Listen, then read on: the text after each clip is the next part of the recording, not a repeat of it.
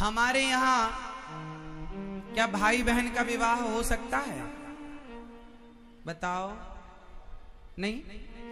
क्यों नहीं होता जानते हैं? कुछ लोगों में हो जाता है, कुछ लोगों में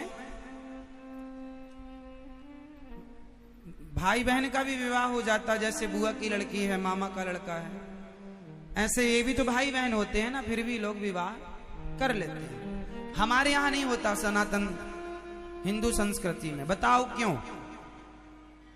हमारे यहां क्यों नहीं होता भाई बहन में विवाह? बहुत सारे अन्य धर्मों में हो जाता है, क्यों नहीं होता हमारे यहां? हमारे यहां इसलिए नहीं होता। अच्छा, कुत्ता बिल्ली में भी विवाह हो जाता है। कुत्ता बिल्ली को थोड़ी पता कि ये हमारी माँ है, ये हमारी बहन है। क्यों जी? कुत्ता बिल्ली को भी नहीं पता होता। जो उसकी बहन है वो उसी के साथ रमण कर लेता है, जो उसकी माँ है कुत्ता बिल्ली उसी के साथ रमण कर लेते हैं, क्योंकि वो जानवर हैं। और आज यही लक्षण यदि इंसानों में होने लग जाएं तो उन जानवरों में और इंसानों में अंतर क्या रहेगा?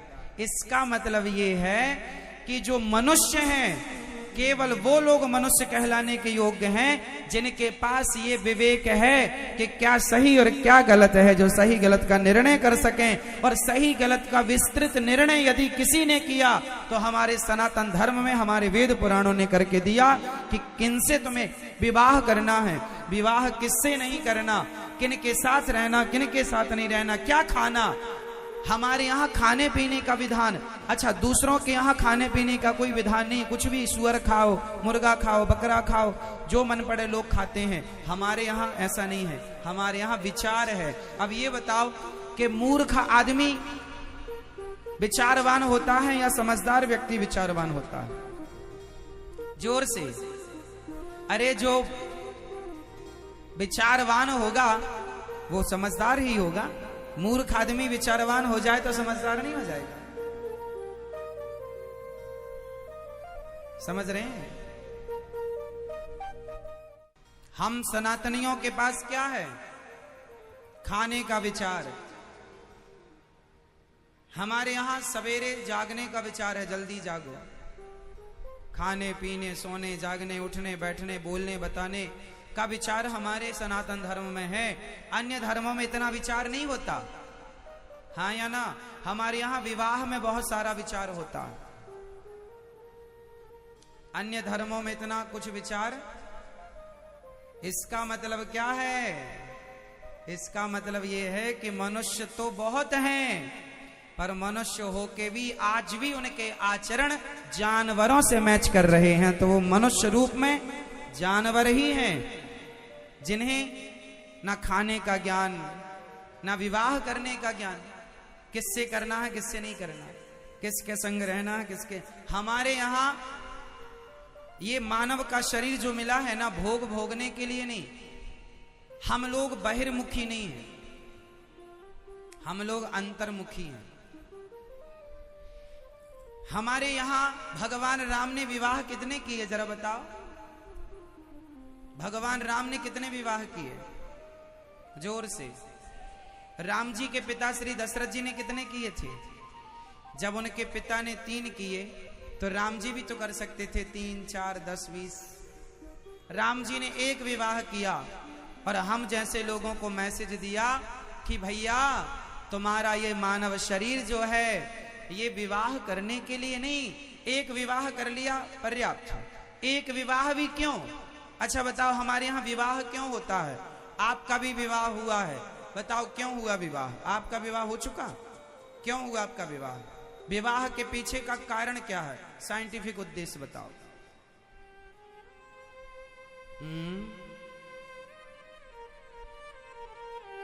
आप बताओ, आपका विवाह हुआ है? बताओ आपने विवाह क्यों किया? विवाह करने के पीछे उद्देश्य क्या था आपका? नहीं कर लिए महाराज, हमें तो उद्देश्य पता ही नहीं, अब तो आज पता चल रहा है कि ऐसा भी कुछ होता है। मैं ये बताओ, आपने विवाह किया क्यों? क्या उद्देश्य था?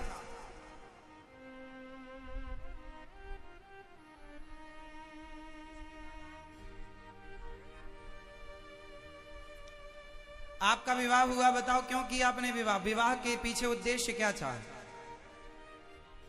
सृष्टि चलाने के लिए। तुम ना चलाओगे तो सृष्टि नहीं चलेगी। धन्य है। सृष्टि तो कुत्ते बिल्ली भी चला रहे हैं फिर यदि सृष्टि चलाने के लिए तुमने विवाह किया है। आप बताइए, कोई बताएगा विचार? इसलिए कहते हैं हमारे यहां विचार है। विचार, तुमने विचार किए बिना बोला, तुमने विचार किए बिना शादी की, क्योंकि विचार है ही नहीं। आप बताओ विवाह क्यों किया आपने? परिवार के लिए? किसी का उत्तर सही नहीं है। आप लोगों के बाल पक रहे हैं विवाह के बाद से, लेकिन आज तक ये नहीं विचार कर पाए कि हमने विवाह किया क्यों है, विवाह के पीछे का उद्देश्य क्या है। सबसे पूछ लो, तुम्हारे बाप दादे भी ना बता पाएंगे। तुम तो ठीक हो कि ये सब है, पता नहीं है क्यों की है। आज हम बताएंगे कि विवाह के पीछे का उद्देश्य क्या होता है, क्या रीजन है, क्यों विवाह किया जाता है। हमारे यहां विचार है, और वो विचार आजकल आप लोग नहीं करते किसी चीज में। इसलिए थोड़ा विचारवान बनो, थोड़ा विचार किया करो, थोड़ा एकांत में बैठ के हर चीज का चिंतन और मनन किया करो, तो उत्तर अंदर से ही आ जाएंगे। बाहर से तुम बहिर्मुखी हो, बाहर से कुछ नहीं मिलेगा, सब भीतर है। अंतर्मुखी बनो, सब भीतर से ज्ञान मिलता है। विवाह क्यों होते हैं? हमने विवाह क्यों किया? अब आप लोगों ने तो कर लिया, पता ही नहीं क्यों विवाह किया। अब मैं बताता हूं कि विवाह क्यों किया जाता है, विवाह का मूल उद्देश्य क्या है। किस किस को सुनना है? सबको सुनना है। अभी तक पता था कि नहीं? कभी विचार नहीं गया ना इस तरफ। सब बच्चे पैदा कर रहे हैं, अपन भी करो। सब कमा रहे हैं, अपन भी कमाओ। सब खा रहे हैं, अपन भी खाओ। सब सो रहे हैं, अपन भेड़ों की चाल चल रहे हो आप लोग। सब कर रहे हैं सबके जैसे। आप अपने जैसा क्या कर रहे हैं? आपका अपना विचार क्या है? आपका अपना कोई विचार नहीं है, क्योंकि आप विचारवान नहीं हैं। आपको विचारवान बनना पड़ेगा। जब तक विचारवान नहीं बनेंगे तब तक जीवन में आनंद नहीं होता, शांति नहीं होती। जिसे कहते हैं आत्मज्ञान। आत्मज्ञान क्या है, कैसे आएगा? इन्हीं विचारों से आत्मज्ञान का बोध होता है। अभी आप समझ जाएंगे, सुनिए। विवाह हम लोग इसलिए करते हैं क्योंकि विवाह नहीं करेंगे तो हमारा मन स्त्री और पुरुष में लगा रहेगा। ये बात सबके लिए नहीं है। बड़े बड़े साधु संत ऐसे भी हैं जिन्होंने विवाह नहीं किया, लेकिन फिर भी 99% लोगों के लिए यह सिद्धांत लागू है कि आपका मन भटक रहा है। स्त्रियों का भी पुरुषों में जा रहा था, पुरुषों का भी स्त्रियों में जा रहा था। विवाह नहीं होता तो मन की चंचलता जरूरत से ज्यादा हो जाती है। तो फिर क्या किया कि हमने विवाह कर लिया। तो विवाह करने से फायदा क्या हुआ? जो हमारा मन अनेक जगह पर जाता था, अब वो हमारी पत्नी पर केंद्रित हो गया, एक पत्नी पर, और स्त्रियों का एक पुरुष पर केंद्रित हो गया। जो मन अभी बहुत सारी जगह जा सकता था या जाने की संभावना थी, तो वो मन एक जगह केंद्रित हो गया। मतलब बहुत सारे भटकाव से आप बच गए। शादी करने के बाद क्या बच गए? अब मन एक पत्नी में लगा, एक पुरुष में लग गया, एक स्त्री में लग गया। अब क्या तुम दोनों साथ में रहो और साथ में रहकर आप संसार का सुख लो, संसार के सुख का आनंद लो, और आनंद लो, भोगों का आनंद लो, और लेकर देखो, लेकर विचार, सुख लेकर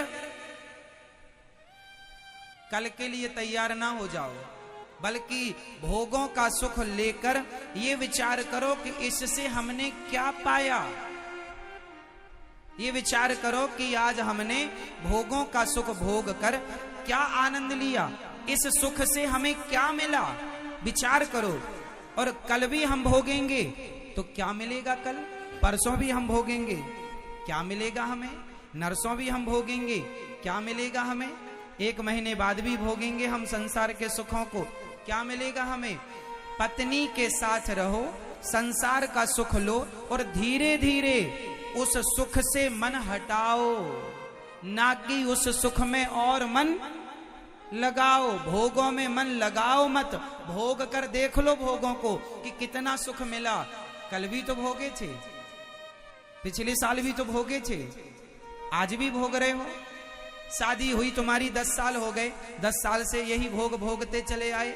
50 साल हो गए तुम्हारी शादी के, 50 साल से यही भोग भोगते चले आए। पाया क्या? हाथ क्या लगा? कितना सुख मिल गया तुम्हें? क्या मिला? कभी विचार किया आपने? नहीं। पत्नी के साथ रहो, और ये विचार पुरुष नहीं स्त्रियां भी करें कि तुम्हें सुख क्या मिला। पुरुष भी विचार करे तुम्हें सुख क्या मिला। इसलिए अब इसमें सुख नहीं है भैया, ये केवल तुम्हें ठगने के लिए ईश्वर ने माया बनाई। बहुत सुख मिलेगा, मिल रहा है, क्षणिक सुख के लिए सारी जिंदगी बर्बाद हो जाती है। इसलिए गृहस्थी का मूल उद्देश्य है कि आप सुख लो और धीरे धीरे पति पत्नी दोनों अब अंतर्मुखी होकर भोगों से मन हटाकर और भगवान में मन लग जाए। फिर तुम्हारा मन, फिर तुम कपड़े उतार के रहो और बाजार में तुम निर्वस्त्र होकर निकलो, तो भी तुम्हारा मन किसी स्त्री और पुरुष को देखकर मन कभी उद्विग्न ना हो, व्यथित ना हो। इस तरह से मन की साधना करने के लिए, इस तरह से मन को एकाग्र करने के लिए विवाह किया जाता था। लेकिन आज का विवाह केवल भोगों को भोगने के लिए किया जाता है, उद्देश्य गलत हो गया। इसलिए भोगी संतानें पैदा होने लगी। पहले के लोग विवाह के पीछे मन को साधते थे, इसलिए उनकी संतानें भी योगी हुआ करती थी, भक्त और भगवान हुआ करते थे। आज तुम कुत्ते बिल्लियों की तरह भोग भोग रहे हो, केवल तुम्हें शारीरिक सुख मिल रहा है, बस इससे ज्यादा तुम सोच ही नहीं पाते, विचार ही नहीं है तुम्हारा। क्या सोचोगे इससे ज्यादा? विवाह का उद्देश्य है पति पत्नी दोनों उन विषयों के साथ रहो। कीचड़ के साथ कमल रहता है, पत्नी के साथ रहना है, छोड़ना नहीं है घरवाली को, पति के साथ रहना है। पर रहते हुए अब धीरे धीरे भैया 10 साल हो गए, 20 साल हो गए तुम्हें भोग भोगते, कब हटेगा तुम्हारा मन? और सुनो, तुम्हारी 10 शादी और हो जाएं, 20 शादी और हो जाएं, और उनके साथ भी तुम भोग भोगोगे तो भी तुम्हारा मन तृप्त ना होगा। ये मन लुटेरा है, हमारे समय को लूट रहा है। इसलिए मन को भोगों से हटाकर भगवान में लगाओ, यही सच्ची गृहस्थी है। और फिर धीरे से आप पूर्ण रूप से मन हटा लेना और ईश्वर में पूर्ण रूप से समर्पित हो जाना, ये गृहस्थी है। अब कहो कि महाराज गृहस्थ में है तो बच्चे तो होंगे। हाँ, हम ये थोड़ी कह रहे हैं बच्चे मन ना पैदा करो, करो बच्चे। जैसा कि आप कहें कि हम संतान उत्पत्ति के लिए शादी, नहीं जी, तुम शादी करो मन को केंद्रित करने के लिए, संतान तो उत्पन्न हो ही जाएगी, तुम्हें कुछ नहीं करना, संतान तो हो ही जाएगी। अब संतान कैसी है वो मैं आपको बताऊं। किसान खेत में गेहूं बोता है, बोलो हाँ, बोलो हाँ। किसान खेत में गेहूं बोता है, तो जब किसान खेत में गेहूं बो देता है तो उसे 4 महीने बाद फसल मिलती है गेहूं की। लेकिन एक चीज किसान को फ्री में मिलती है, बताओ वो क्या है? आप बताओ। कोई नहीं बताएगा, जिनसे पूछेंगे वही बताएंगे। आप बताओ चश्मा वाले भैया, किसान खेत में गेहूं बोता है, 4 महीने बाद जब गेहूं काटता है तो गेहूं तो मिलती है उसे, पर एक चीज फ्री में मिलती है, बताओ क्या?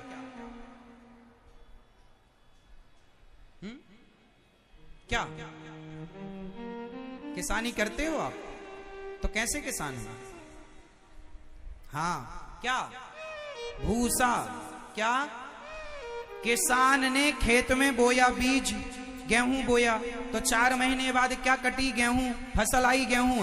गेहूं के बदले गेहूं तो मिलेगा, लेकिन भूसा फ्री में मिलेगा, उसके लिए किसान को प्रयास करने की जरूरत नहीं है, वो फ्री में मिलता है। उसी तरह तुम भगवान को प्राप्त करने के लिए शरीर पाए हो, शादी किए हो मन को केंद्रित करने के लिए, और भगवान में मन लगाओ। ये परिवार, ये पैसा, ये बच्चे तो भूसे की तरह हैं, ये तो मिलेंगे ही, जाएंगे कहाँ। जब तुम भगवान में मन लगाओगे, शरीर का सदुपयोग करोगे, मन को साधोगे, तो ये परिवार भूसे की तरह है। शरीर मन को कहां लगाना है? जोर से भगवान में। मन भगवान में लगाओ, बेटा तो होगा ही। बेटा बेटी तो विकार है, भोगों के बाद जो विकार होता है वो विकार है, वो तो होएगा, जाएगा कहां। इसलिए बेटा बेटी होंगे, उन्हें भी संस्कार दीजिएगा और बड़े प्रेम से उनमें मन ना लगाओ। रुपया कमाओ, पैसा कमाओ, परंतु मन भगवान में लगा रहे, क्योंकि ये शरीर अब गया तो 84 लाख योनियों के बाद मिलेगा, मतलब करोड़ों वर्ष बाद। एक शरीर को, एक मनुष्य शरीर को पाने के लिए कितना लंबा तय करना पड़ता है टाइम, समय? कम से कम हजारों करोड़ वर्ष। कितने? हजारों करोड़ वर्ष के बाद एक बार ये मानव शरीर मिलता है। करोड़ों वर्ष लग जाएंगे तुम्हें भटकते 84 में, करोड़ों वर्ष। सोच लो ना, देख लो, जैसे हमारी उम्र है 100 साल, माना कि फॉर एग्जाम्पल 100 साल हमारी। अब यदि 100 साल के बाद हम यदि अगले जन्म में हम गलत काम किए और 84 में पड़ गए, तो नाली का कीड़ा, 1 लाख बार नाली का कीड़ा बनना पड़ता है।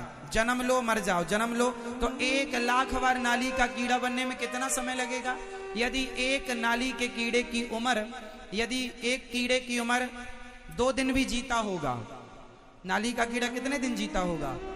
5 दिन जीता होगा, 10 दिन मैंने पता नहीं किया, लगभग यही उम्र होगी। मच्छर 1 दिन में पैदा होके मर जाता है, बुढ़ा होके, है ना। मक्खी की उम्र 5 दिन की होती है, 3 दिन की होती है। कुत्ते की उम्र 25 साल की होती है लगभग। बैल की उम्र 50 साल की होती है लगभग। हाथी की उम्र लगभग 100-200 साल तक होती होगी लगभग। तो अब पेड़, पीपल की उम्र तो 500 साल, 1000 साल भी होती है। बट वृक्ष की उम्र तो 5-5 हजार साल होती है। तो ये सारी 84 लाख योनियों में ये पीपल भी है, वट भी है, और बबूल भी है, और घास भी है, और ये भी सब है। अब सबकी जोड़ लो तुम। शार्क मछली की उम्र कितनी होती होगी?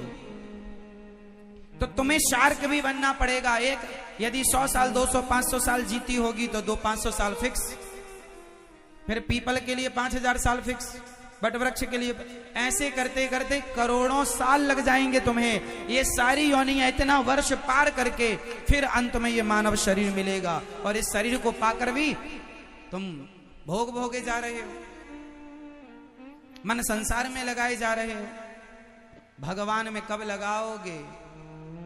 इसलिए समझदारी इसमें नहीं कि तुम भोगी बन के जियो, समझदारी इसमें है कि मन जितना लगा था ठीक है, लगाए हो, सुख लो संसार का, पर धीरे धीरे वापस आ जाओ, अपने निज स्वरूप में आओ, अपने आनंद में आओ।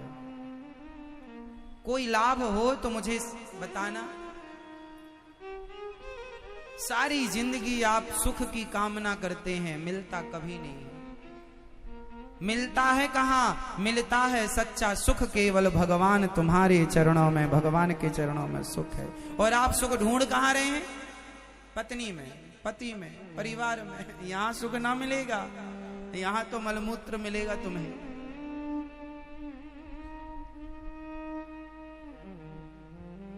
इसलिए ये चमड़ी, इसकी सुंदरता पर आकर्षित ना हुआ करो। ये चमड़ी के भीतर मलमूत्र के सिवा कुछ नहीं है।